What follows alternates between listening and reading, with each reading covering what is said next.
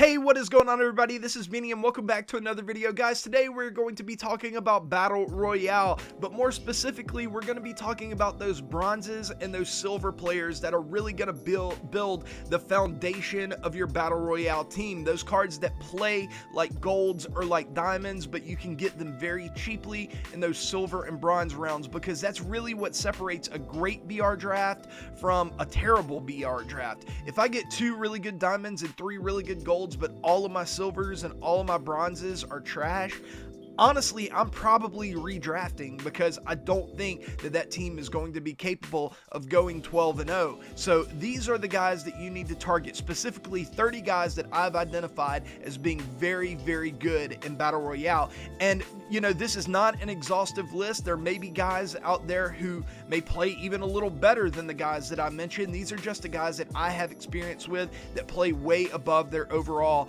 in Battle Royale. But if I miss anyone, feel free to leave a comment in the comment section telling me, hey Beanie, you may have missed this guy, because somebody may come along and read that and it may help them whenever they're drafting their Battle Royale team. So feel free to do that. With that being said, let's go ahead and get into it. The first guy that I want to mention is Robbie Ray. Fantastic per nines and very good stuff. The only downside to this card is that he doesn't have a changeup, and he doesn't throw just absolute gas. He's going to be in that 92 to 94 range.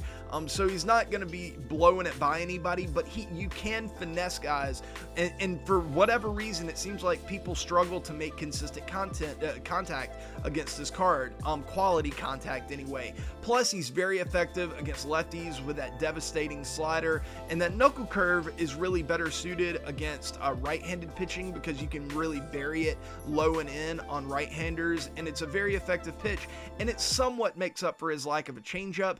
So far, this guy, I've pitched with him probably 3 or 4 times, and every single time he's gotten me through at least the first inning without giving up any or many runs. The next guy is yet another Arizona Diamondback card, and it is the Zach Gallen. And this card kind of surprised me, because he wasn't really on my radar at the beginning of the year, but I just kind of picked him by happenstance in Battle Royale, and he ended up being tremendous for me. The one big selling point of this card, aside from the decent per nines and the great break and the decent pitch selection, is the speed differential between his four-seamer and his cutter. If you can spot that cutter on the outside corner to right-handed hitters, it is going to be very, very difficult for your opponent to get consistent base hits against that pitch, because it's just too devastating.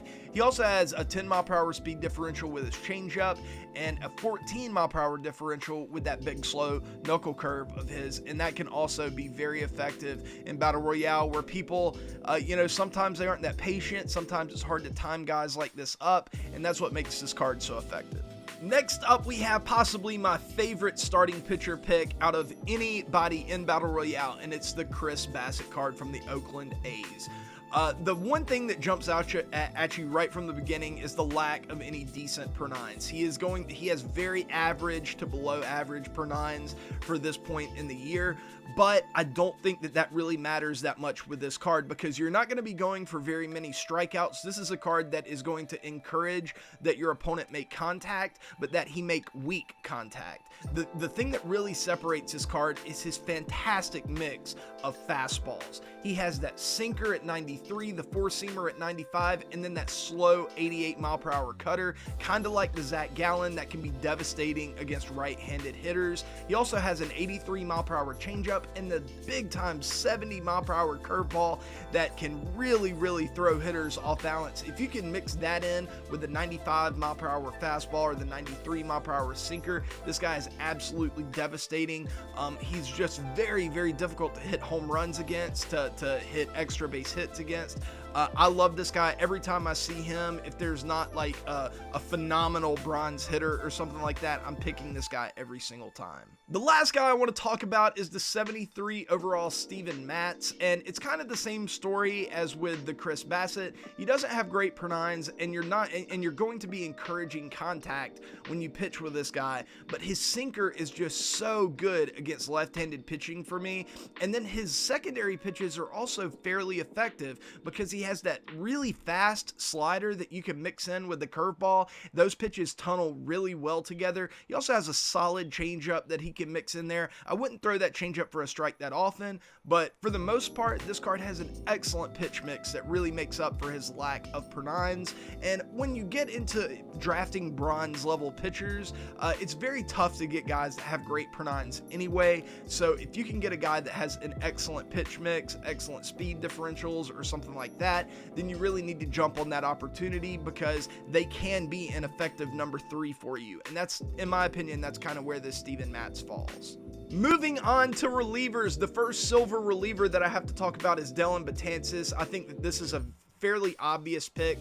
His per-9s are just absolutely diamond level, and he's a 7. The only thing that drags his card down is his control and his walk per-9. Everything else is diamond level. He throws insanely hard. He has a great slurve, a good knuckle curve to mix in there. Those pitches tunnel okay together. They're not that different, but it can throw some of your opponents off. That 3 mph difference can throw them off, especially when they're going to be dealing with a smaller PCI, which they will be with that 92 and 102 hit and K per-9. So just an absolutely devastating card, and that's why he's on this list. Next guy I want to talk about is the 75 overall Diego Castillo, and there's one thing that makes this card just so good. I'm really disappointed that they took away his cutter from last year. That card, or was it a cutter or a splitter? It was. He had a 4th pitch last year that they took away, and that made this card really kind of next level. But they gave him something in return that could potentially make him even better, and that's the Outlier 2 quirk. That means that he is going to be throwing his sinker in the upper 90s, maybe even cracking triple digits occasionally. This guy throws so hard, and he has great per-9s. His pitches move as well. That 100 is going to be sinking in. That's a very difficult pitch to square up consistently. And then you can mix in that 89 mph slider to keep hitters off balance. It's just a great card overall. I do have a feeling that this is one of those guys that you would use more early in a battle royale run than you would use later in a battle royale run, because once you get to like your 9th, 10th, 11th win, you're going to be facing guys that have quicker bats, and maybe a guy like this isn't as effective against those guys. But if you want to get through 6 wins easy peasy, this is the guy for you. Getting into the bronze, and I'm telling you guys, the left-handed bronze relievers in this year's game are so freaking good. And we're going to start out with Aaron Bummer. He's just his stuff is just so good. He's kind of like those starting pitchers that I was talking about that have those great slow cutters that you can mix in with the sinker. The only difference with this card is that he throws even harder than those starting pitchers. Does he have the Outlier quirk? He does not, but he's going to be throwing that sinker in the mid to upper 90s, the 4-seamer in the mid to upper 90s, and then he's going to come with that slow 88 mph cutter. It's going to keep left-handed hitters off balance like crazy. You can even throw it against right-handed pitchers to get them out in front. It kind of acts like almost like a cut changeup or something like that. He also, you're not sacrificing that much on per-9s. 88, 68, it's not great, but it's also not terrible. Just an all-around fantastic card, and he's not a lefty specialist. He's definitely more effective against left-handed hitting, but he is not going to be a scrub against righties either. Here we have another Outlier 1 quirk pitcher, and it is the left-handed Jose Alvarado. Just an absolute flamethrower with great per-9s and 2 secondary pitches, the slider at 90, the curveball at 84. He's going to be running that 2-seamer up into triple digits. It's just a devastating pitch against lefties, and it's pretty effective against right-handed pitching as well. You might have a little more trouble against righties, but that's really no big deal. This guy is going to come in and shut down most players, regardless of how good they are. And personally, this is probably my favorite bronze card out of every bronze card that I've talked about or will talk about in this video. It's the 72 overall Zach Britton. Okay, yeah, they downgraded him from a diamond a couple years ago all the way down to where he is now as a bronze. I don't think that matters. I think this card is every bit as effective as he's ever been in the past, and I think that maybe potentially he's even more effective than he has been in the past, and there's one simple reason for that. They took away his 4-seam fastball, they took away his 2-seam fastball, and gave him a 78-mile-per-hour splitter. That is insane. This guy now has a traditional 3-pitch mix, sinker, slider at 81, and then that splitter at 78, and his sinker is just as effective as it's ever been. That slider mixes just as well, and now you're going to have that splitter to throw to right-handed pitching, and his per nines are also very good at 93 and 67. I think hit per nine might be a little bit more important than K per nine this year, because hit per nine affects that inner PCI, which is what you really want to avoid. So yeah, overall, this card is one of my favorite relievers in the game. I am never passing on this card ever. Moving on to closing pitchers, just have a couple here. The first one is Jose Leclerc. This is just your traditional, just fantastic per nine, fantastic stuff, 3-pitch mix type of pitcher with a 97-mile-per-hour 4-seamer, the really slow 82-mile-per-hour changeup, or a slider that's very effective, mixed in with an 88-mile-per-hour changeup. He's just a classic great silver reliever. He was last year. I think he was the year before that. I can't really remember how long he's been in the league, but he's been very good ever since he's been called up. And yeah, I don't see that changing anytime soon. I think that this guy is just an absolute beast. And then moving on, after him, we have, where is he? The 72 overall Jordan Hicks. I wanted to get a bronze in here, and I don't think a bronze closer is really much better than this Jordan Hicks. Any bronze closer is. Just because he has solid per nines, and then he has the outlier one quirk on his sinker. I've seen his sinker personally hit 101 miles per hour. If you mix that in with an 86 mile per hour slider against a right-handed pitcher, it is game over 99% of the time. There's not going to be many guys who can touch that consistently. It's just too devastating of a pitch. If you see this guy, I would highly recommend picking him.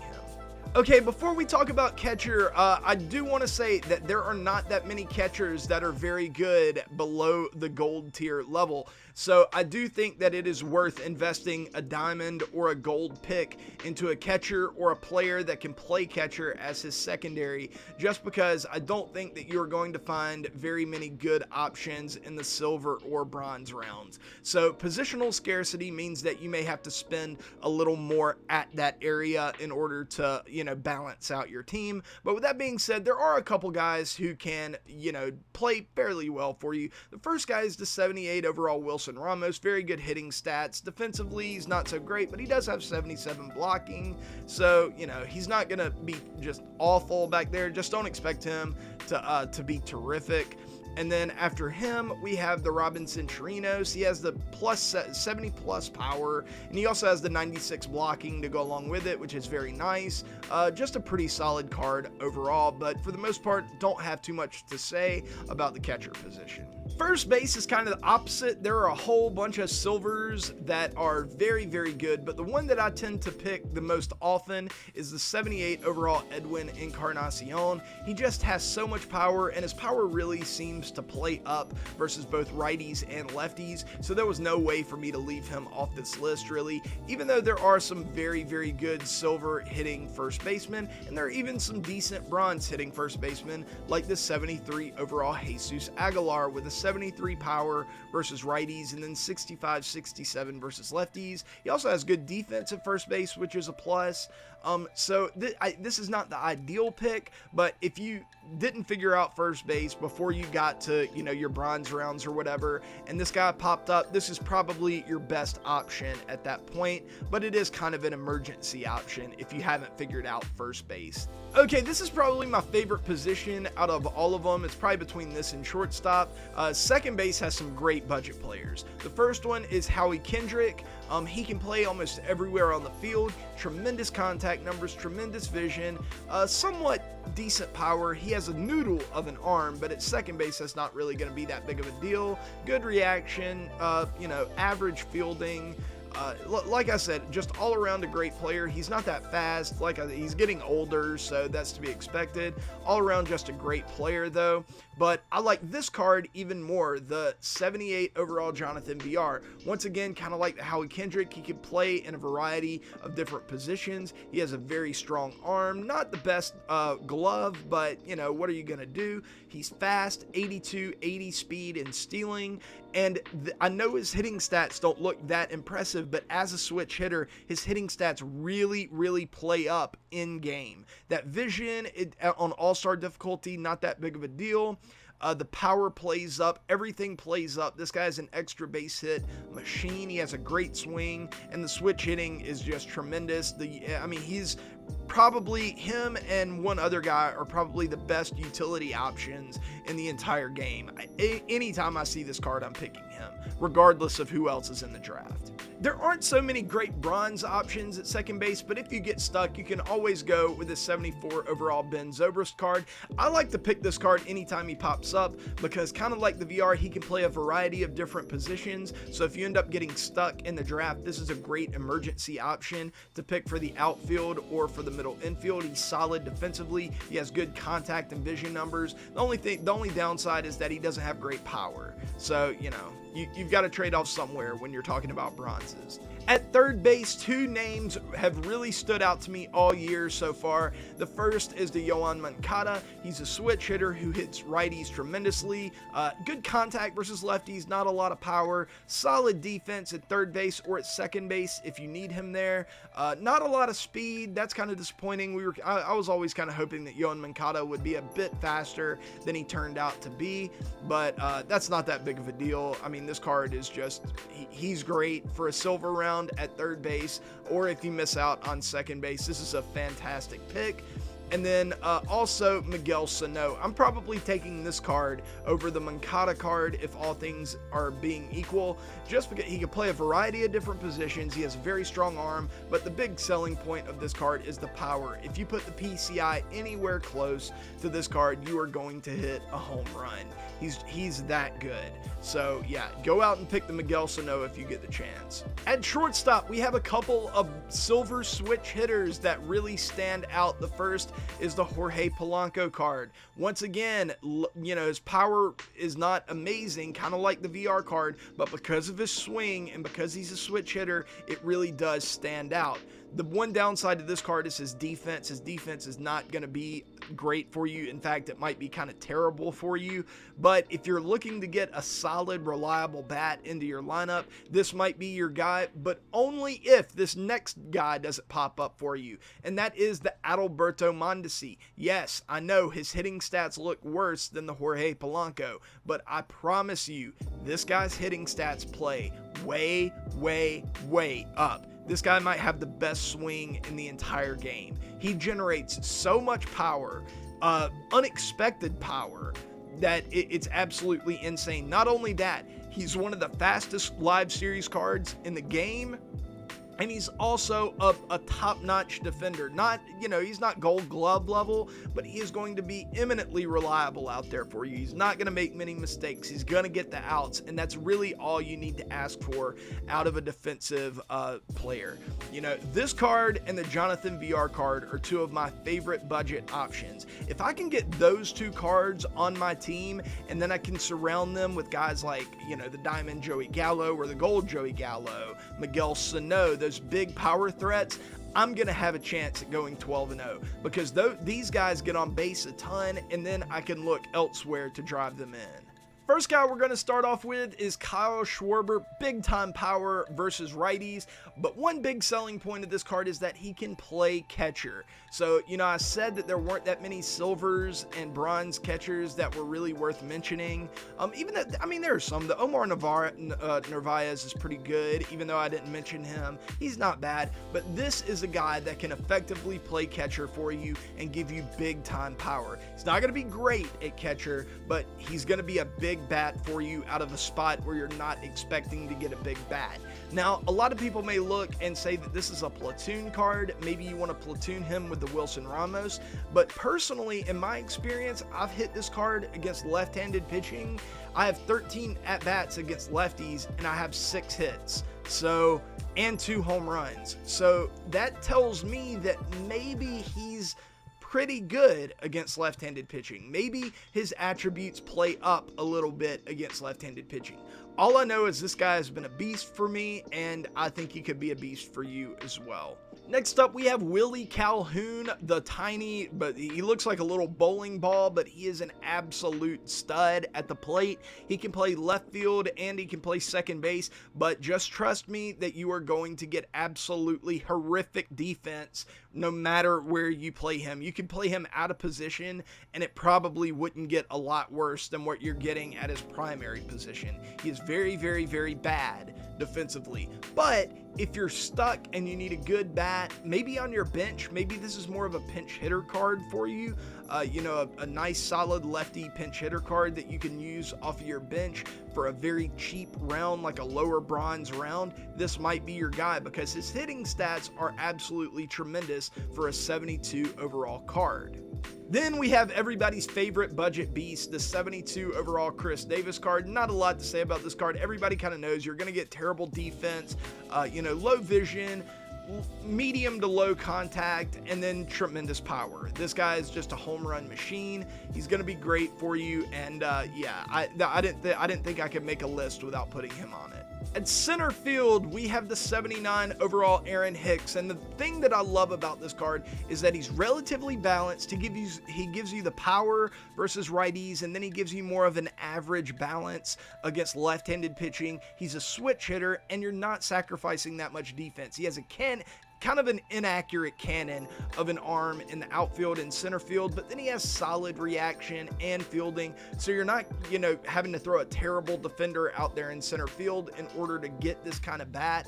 You're going to get average defense, and you're going to get a very good bat at the plate. Another switch hitter. You might be noticing a theme that I really favor switch hitters in Battle Royale. That's because they make your strategizing a lot easier. You're not going to get into any terrible spots.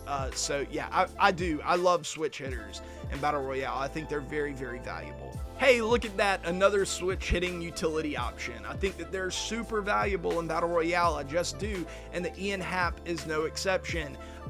He's kind of useless against left-handed pitching. He's just not that great, but he's very good against righties. And whenever you can play center field, second base, third base, and corner outfield, that makes you a very valuable player, because maybe you can find, one of those bronze right-handed platoon guys that hits lefties really well, and you can platoon him with whatever position you want because he can play almost anywhere on the field. That's why I think this card has so much value.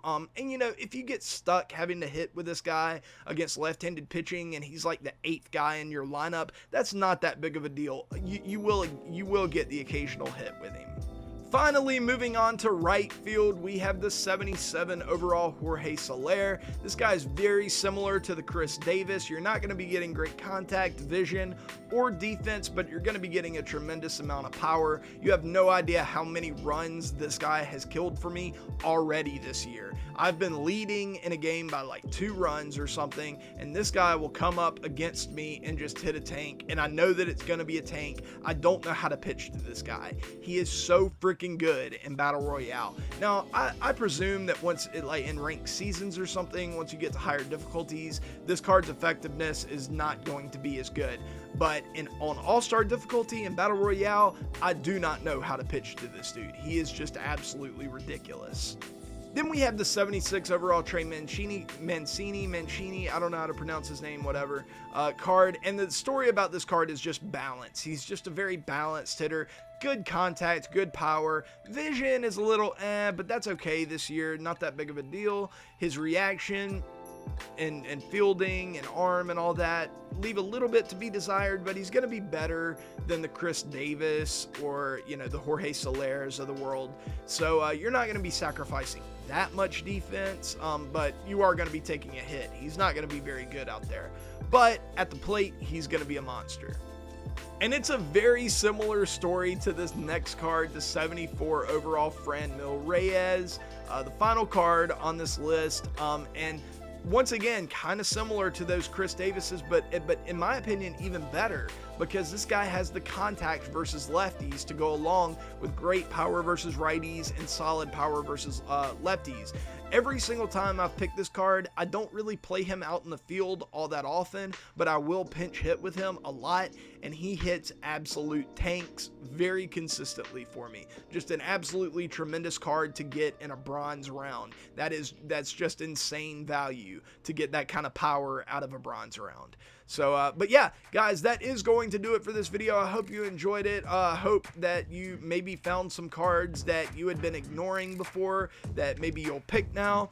And yeah, I will be coming out with a video later on about the diamonds and the gold players that really make up the top of your battle royale team that can really help you win, you know, whenever you're drafting those guys. And then I will be coming out with a battle royale tutorial video after my tutorial series starts, where I talk about you know, more in-depth draft strategy and in-game and out and main menu strategy to like manage pitcher energy, like what type of team do you want to build overall, stuff like that. So be on the lookout for that. But until then, I love you guys. I will see you guys later. Until then, peace.